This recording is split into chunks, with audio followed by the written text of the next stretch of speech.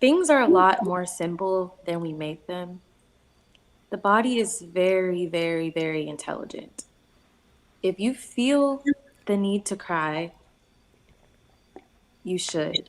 Emotions are stored at a cellular level in your body. If you suppress those because you feel like it's not a solution or because you don't need help, it's going to come out in some way, shape, or form. Whether that becomes some sort of illness, whether that becomes, which that could be physical illness. Literally, if you suppress emotions long enough, you can have a disease.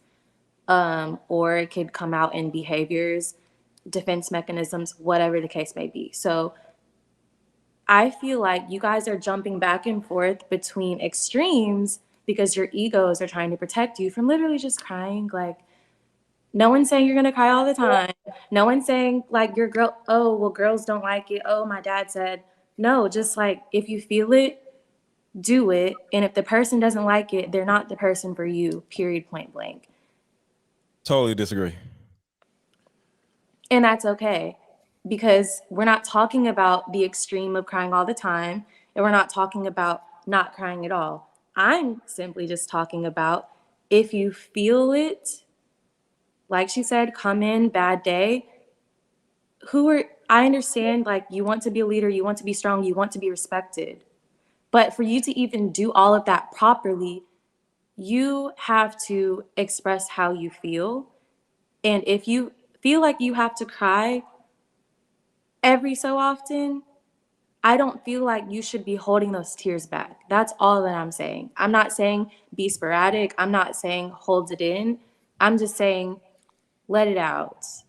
Whether you let it out around your girl, if that's the reservation, okay. Around the parents, okay. Maybe like go drive to the parking lot and cry there if, like, I don't know, but I'm just saying let out your emotions because the body knows.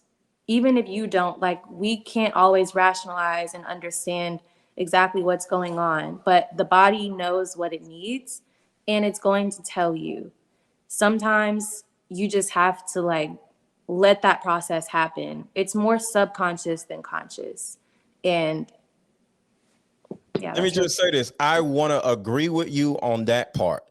I once I heard the context, I'm able to agree with you. You gotta let it out, but you don't let it out in front of the people that you're leading. Whether it's your girl, whether you're a supervisor in front of, you don't just run around crying in front of people because, like I said, crying incites confusion. You know what I'm saying? So if a woman can cry, but when a man cries, you have to understand you're crying in front of somebody, even your kids are going to be confused. Your girl is going to be confused. Your employees are going to be confused. So you got to be careful when just letting it out anywhere. But once you said let it out in your car by yourself, I agree with that. But you don't cry in front of people unless you are prepared for those people to become confused.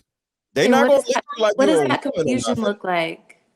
Well, Private okay, though, I'll give you an confused example. children Say, regardless though. let me give you an example. Regardless of how old my kids are, right? If they was over my house and they walk in my room and I'm crying, the first thing they're gonna be like is like, the hell is wrong with daddy? They're confused, right? So as a leader, the one thing you don't want to ever do is cause more confusion. You want to make sure, and if something's going on with you, that's one thing, but you don't want Well, something to go wrong with them because something is going wrong with you, because you're so called. I feel like you can replace confusion with you maybe don't want people to take on your emotions or something of that nature because the No, the word is confusion, confusion. okay, well, the confusion stops the minute that you say what it is. No matter what the reason I is, feel it's like still gonna cause confusion. if you cultivate it in your home from the jump, like some sort of like emotional protocol, like for emotions, then someone walking in on you crying, they're gonna want to know what's wrong, but like that's not a negative thing. Well, let me give you an example. Me and my daughters, I think it happened 2 times in my whole life. We love to go watch Pixar movies. We love to watch all those type of movies, right? I've cried. All three of us cried in 2 different movies. What? So I've cried in front of my kids, but contextually, it was because the movie was sad. But if they walk in on me crying, now it's inciting confusion. So I'm not saying Well, you're I sad. would never cry. Just like the movie, Exactly. you're sad. But we all are looking at the same thing. So there's an understanding of why we all have, and I'm not saying I'm boo-hooing. I got tears come out my eyes. You feel me? What was the movie? I have no problem with a man crying. As long as you What was are the movie? Let go. responsible. I just want to say this. As long as you are responsible, because that's the key word. Because you got to make sure. Hold on, bro. You got to make sure that the people that you are leading don't become confused by your adverse reaction to your stimuli. That's all I'm saying. I would say that What was the movie?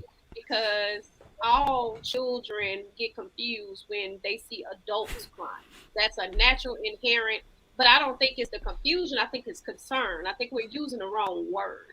When people go and they ask you like, "Why are you crying?" Like there's been plenty of times where we walked in.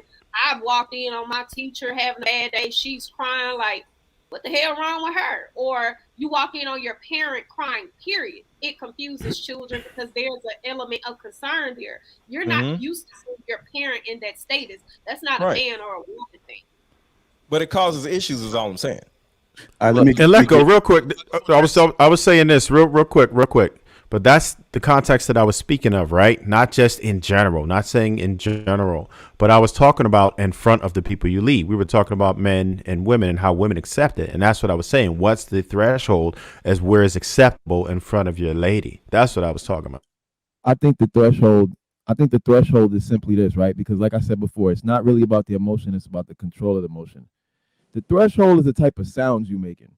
If you crying like a G and you're not making no sound, nobody's questioning why you crying. They're just gonna see them silent tears roll down your face and say he feeling something, but he handling it like a G. It's when you start moaning and wailing and doing all that, and you sound like a damn dying animal. That's like a distress signal, and that's when they start looking at you like, "Yo, he's weak." Because that's what I was saying, the distress signal. But as far as that boy was trying to get that box down in Walmart. Yeah, like come on, like a little silent tear, like nobody's questioning it. I feel like that's just the man way to cry. That's the man way to handle a lot of emotions. You know what I'm saying? Like you mad, don't go beating up shit. Just like you got that look on your face. They know you mad. They know to leave you alone. You know what I'm saying? You sad, you got a sad look on your face. You don't got to do all that. Same thing. Like if you could cry, man. Like it's okay. Some water could come out your eyes without you scrunching up your face and looking all pathetic. And that's really all it's about. I don't think it has nothing to do with the emotions. It's just that a lot of people, when they're crying, they lose control and they look absolutely pathetic. And I just don't think women want to see a man looking pathetic. That's all it really is. Well, if you put that, I think if you put that Ray J One Wish on, Cloud, it ain't gonna be